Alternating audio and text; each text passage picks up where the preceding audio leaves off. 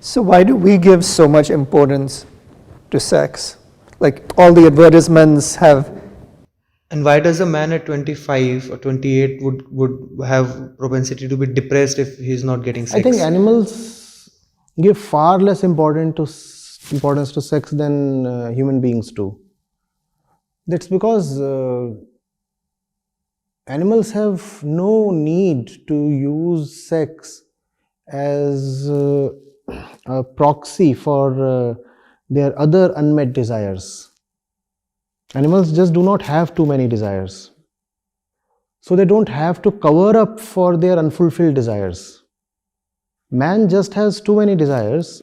Obviously, at the center of all of these is just one principle, unfulfilled desires. But because there are just so many desires, so man has to somehow give himself passing marks. I'm failing everywhere. At some place, let me succeed. So he succeeds in the genital domain. It's absurd in some ways. The entire day, the fellow has been an abject failure everywhere. He has failed in the office. He has failed in his bets. He has failed in his relationships. And he has colossal desires within, all with their hungry mouths wide open, all asking for food, and he cannot provide for all of them or even half of them. So how does he maintain his self-esteem? You know, when it comes to the end of the day,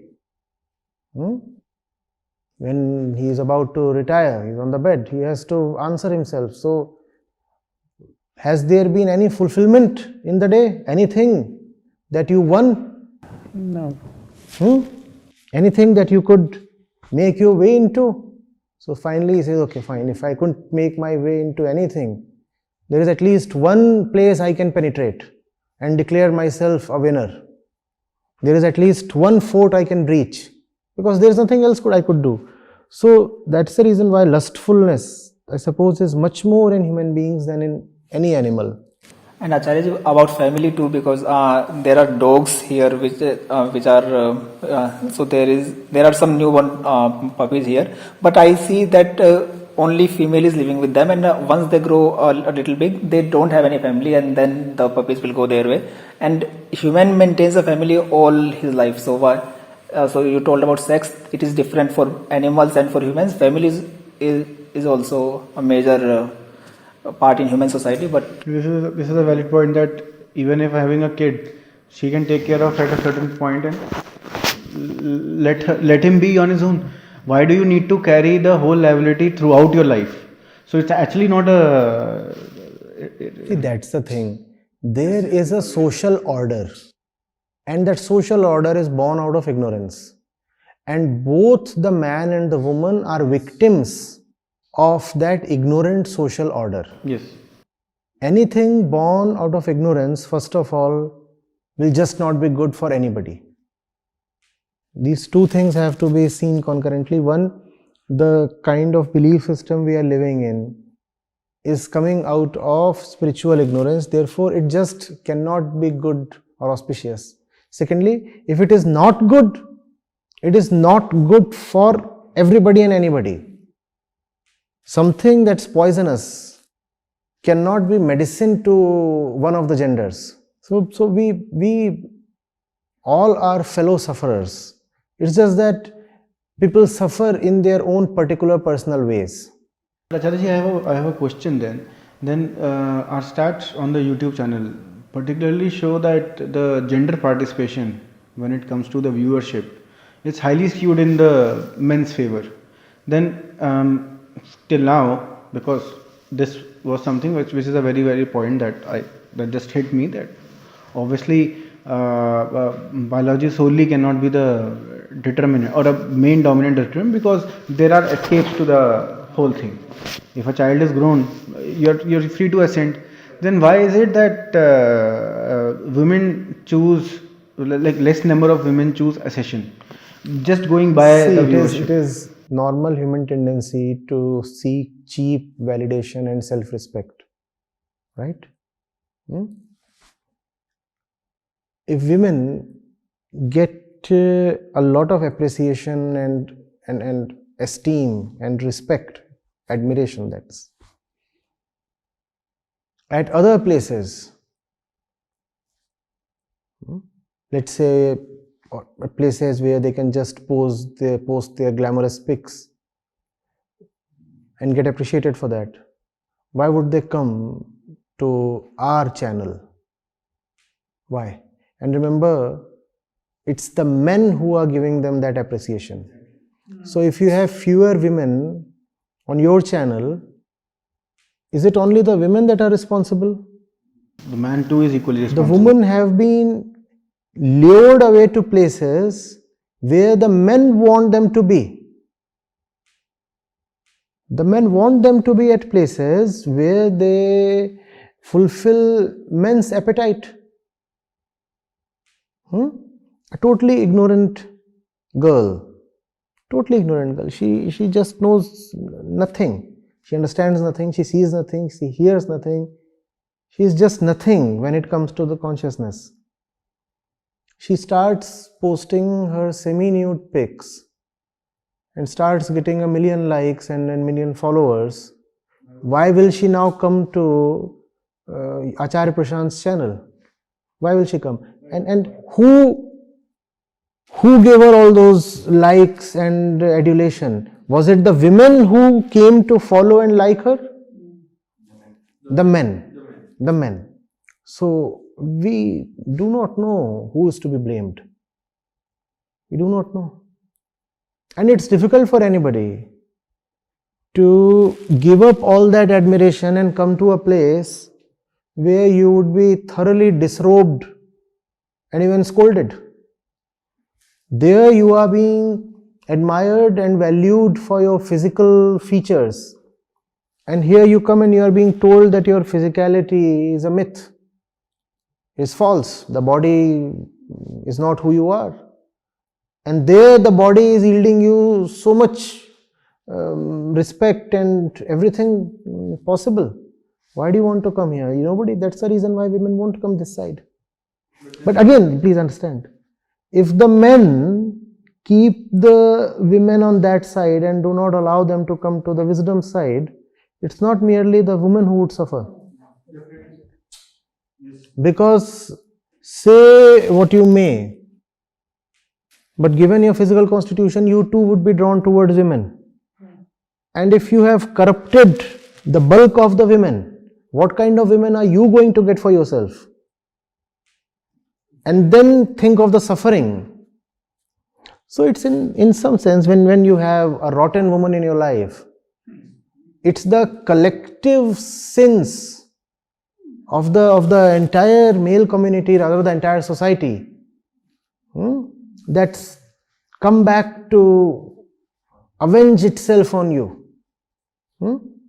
As they say, the chicken have come home to roost. That's what you have been doing through the centuries. Now the consequences of your actions are in front of you in the shape of your girlfriend. She is not your girlfriend. She is karmphal.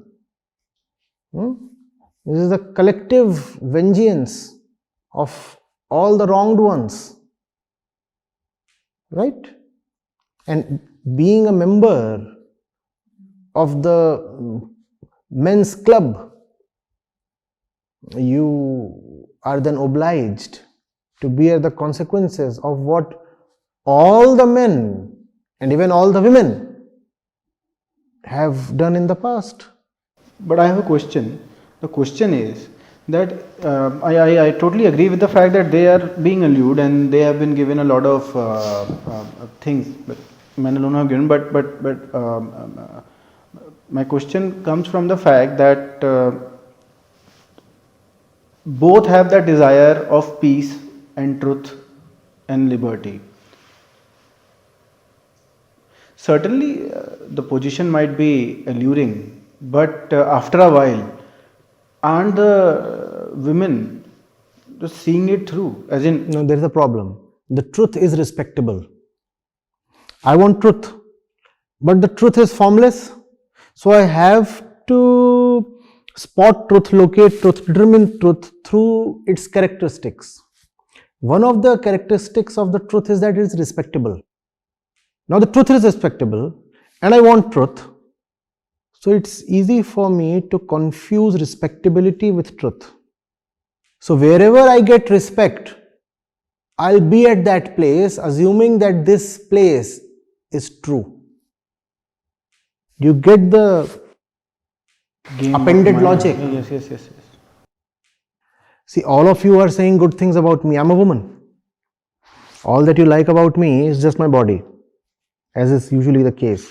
But all of you are saying great things about me. And none of you are honest, or mind you, direct enough to tell me that all you are gaping at is my breasts. Right? We say women are not direct enough. How many men are direct enough to tell the woman that my entire consciousness is right now focused on your cleavage? We don't do that, right? Definitely. So I'm a woman and all of you are admiring me and respecting me and doing all these things to me. How do I know that this is not the truth? How do I know? Please tell me. You know because you are the plotter. You know because the conspiracy has been hatched in your mind. How do I know? Secondly, when you get something that's sweet and likable, then you don't even want to know. You know, it's so nice. My boyfriend, my husband, or all these suitors around me, they come and they all say only nice things about me. Only nice things about me. So how do I know this is not true? So even though all conscious beings have an urge for the truth, but the truth, remember, is nameless and formless. Not easy to situate, not easy to ascertain where it is. So how do we then try to locate the truth? Using its characteristics. And those characteristics are where we lose the game. But it is the same for man. If a man is having a high paid job, That's and exactly the point, son. It's the same for men.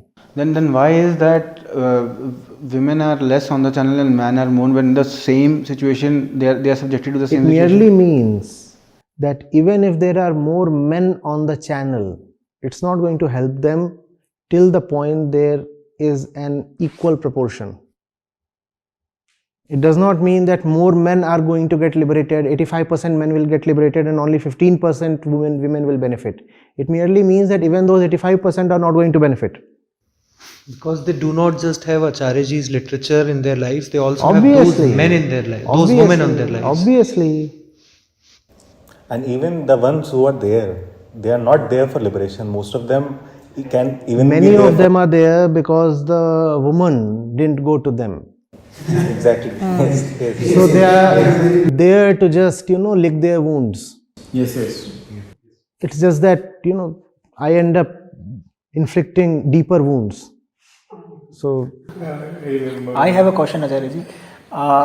So in my childhood, I have seen that I was born in a village. So whenever there was a Bhagavad Katha or something, there were more number of women in those Katha, and even in the house, the daily worship was the work of the women and not men. So I had this thing in my mind that women are more devoted and they have more, they want to worship and they are more religious, I used to think. So is that not the case? Because when we are seeing on the channel, we are seeing that women are less and men are so more. how do you reconcile? If women are indeed more religious, why are they so very absent from truly spiritual channels? True. So that's what my question is. That just tells you that your premises were False. false. So I have a question on this topic. So in Vivek Chudamani, in the beginning, it says that to be born a human is a great advance towards liberation. And then he also says, if I'm understanding this correctly, that to be born with male characteristics, and he defines them as courage, focus, and concentration, is an added advantage. So does this, maybe I think I'm misinterpreting this, is he really saying that men are more suited to liberation, which means that if a man is not liberated, he is actually worse off than a woman because he is naturally inclined to have those He's qualities? talking of the third set of values we referred to. These things are not really the preserve of men. If you talk of courage or focus or concentration, think of the concentration a woman can have on so many things in her life. That kind of concentration is unthinkable for us men. So it's not courage or concentration, it's about concentrating on the right thing. It's about courage to let go. And that's not really a man thing. Those three sets we talked of, it's a third set. So that's why probably the word male characteristics has been used. Those male characteristics, I repeat, are not the preserve of males. Those characteristics can be found or can be developed in women as well. Though the route will probably be different, the approach has to be customized. Currently, this trend is going on where, like, mostly a liberal thing, where they say that the women are victims, and like the man is something they have suppressed them in the workplace and all such stuff. So, is it the active effort to avoid the third set of Exactly. Exactly. because they don't want to say okay. I don't want to ascend. I would rather swap places with the men. I would say historically man has had the upper hand. Now I want to have the upper hand, or at least an equal status. But still you are asking for an equal status in the same plane, irrespective of whether you were on the side of the exploited ones, or on the side of the exploiter, or somewhere in between these two at an equal distance from these two. What remains constant is the plane you have been living on, and that plane is the normal dualistic plane. You are not rising. So this won't help. In fact, you put it very nicely, this might just be an internal conspiracy against the real thing that needs to be done. Women do not need to match men or be equal to men. Men are themselves in a very horrible place. Why do you want to take their sicknesses upon yourself? You would fully well agree that the lives of men are hardly the kind of stuff that any human being should aspire for. I don't know what a woman would get by placing herself equal to men. Maybe from the other side of the fence, the grass or whatever appears greener and longer here, but So Acharya, we are talking about the third set of qualities. So can we also discuss about what Yes. these What is that what this third set is, and how a woman can come to this third set, and how a man can come to sadhan this third. chatushtaya. Tell me. Now that's the reason why both men and women are in bondage.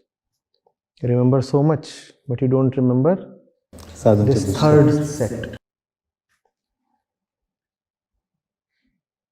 Shamdam Ditisha Uprati. नहीं वो तो That's षड Shad षड Sampat. Sampat है.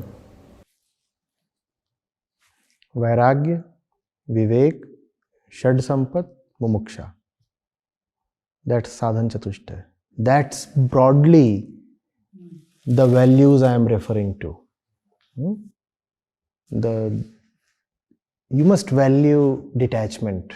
You must value discretion. You must value sham, dam, uparati, titiksha, etc. And you must have a strong desire towards the truth or liberation from bondages. You must have a strong aversion to any kind of falsenesses. I just don't dislike being enslaved. That's what you should value. Not your body as a woman, not your attitude as a man. Both these sets of values are very, very false. And both these sets feed upon each other. One set exists on the back of the other one. Because the woman is tender, therefore the man has to be harder. And that's how the two go together. The tender woman and the hard looking man.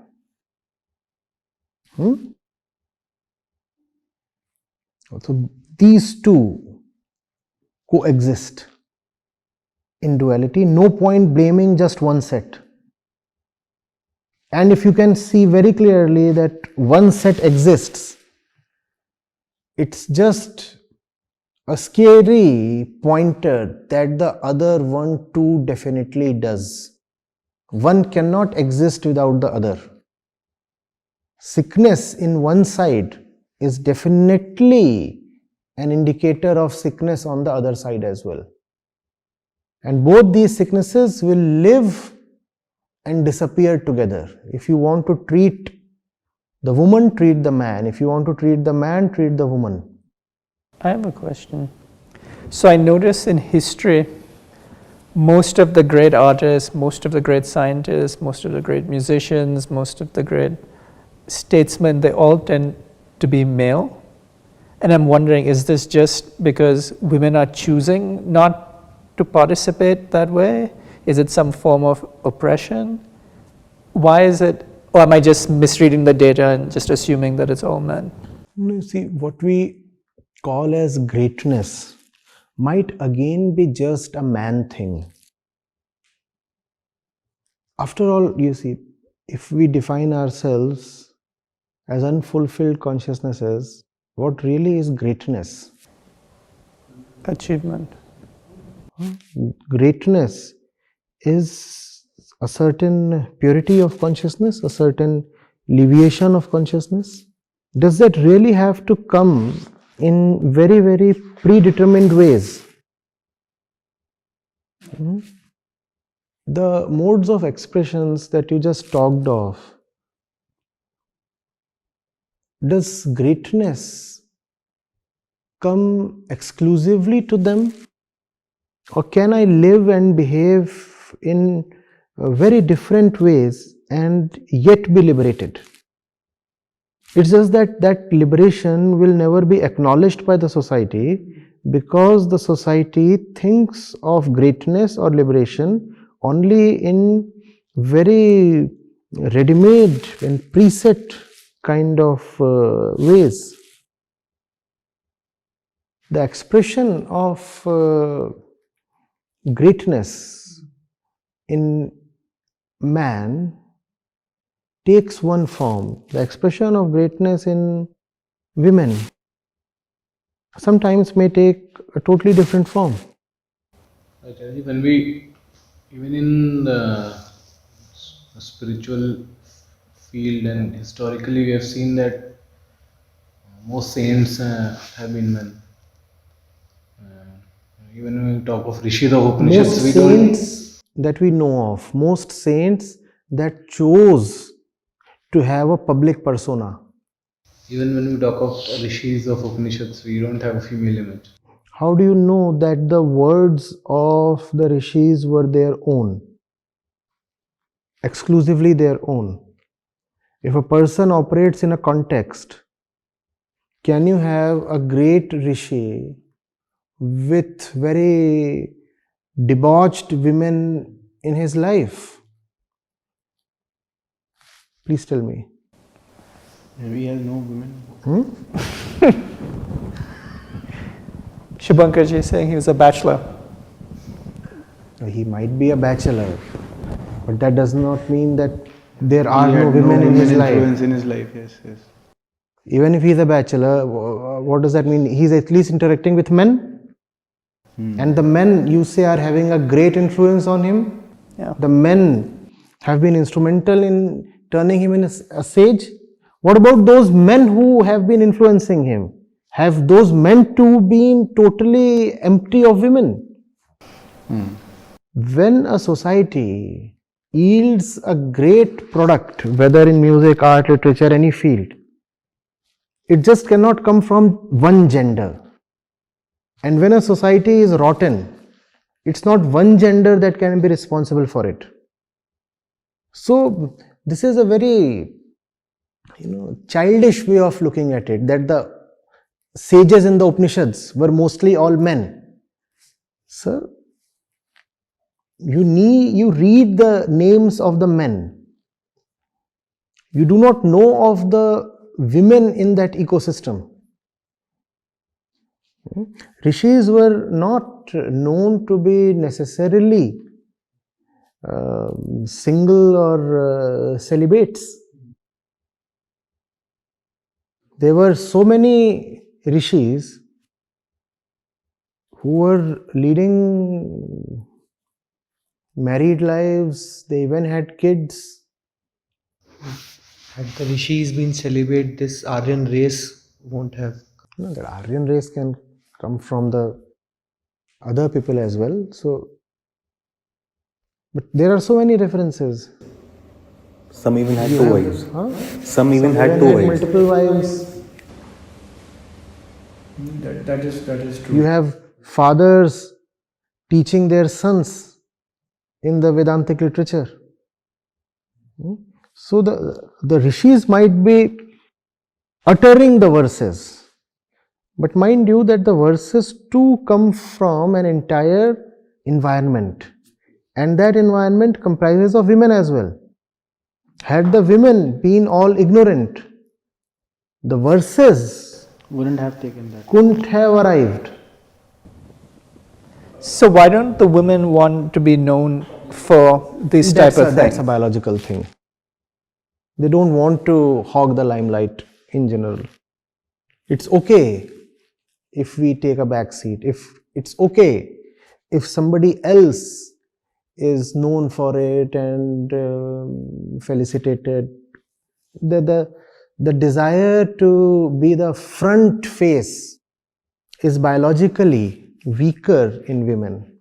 How is this trait emerging from the body, Acharya? How is it emerging? It is there in the body. It is there in the body. She keeps it when she is pregnant. She keeps the demands of the baby ahead of her own needs. Doesn't she feel resentful doing this? She is biologically trained to do that. When in biology, there is hardly free will available to resent or support. Even little girls, if you see, there is a little girl, there is a boy, and they fight over an apple. Even if she is being brought up in a perfectly liberated environment, the girl is more likely to just yield the apple to her brother. The desire to be very grossly and visibly victorious is not so much there in the woman. The reason being her physicality itself, obviously. She cannot win the war always in gross and physical terms. She is weaker. So her victories happen on another plane. Her victories happen on the emotional plane. Her stuff is more nuanced. So is this why I feel like I can never win a discussion or an argument with a woman, because she's more skilled at the emotional? You can win a discussion against a woman, but she will win against you in some other plane. So physically you are stronger. If there is a tussle, arm wrestling or something, obviously you will win. But when it will come to the emotional thing, that's where she is more skilled. She will just outwit you and you won't even know you have been beaten. Yeah, that's happened to me many times. And I guess even though I've had these frustrating experiences, the moment I see an attractive woman, it's like this whole lifetime of frustration just disappears and I'm just locked into her. Agreed. Totally. The thing is, none of these traits are going to take us far. The woman's tricks, the man's compulsiveness, neither of this works. All of this is just animalistic, all of this is biological.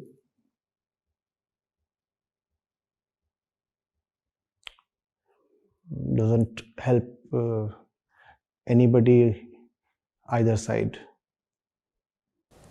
So if it's animalistic, is it always going to happen throughout my life?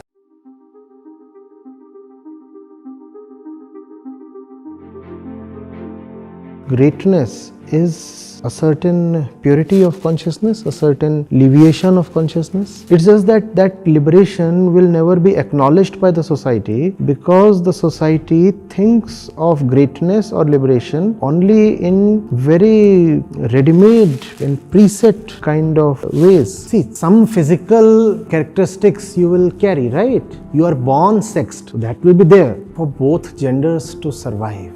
Both of them have to have certain advantages. Because if they do both want to ascend, they both have their own ways of ascending. You can't enslave somebody without yourself being enslaved. Spiritual ignorance is where all of this is coming from. It has robbed us of the basic normal fun of life.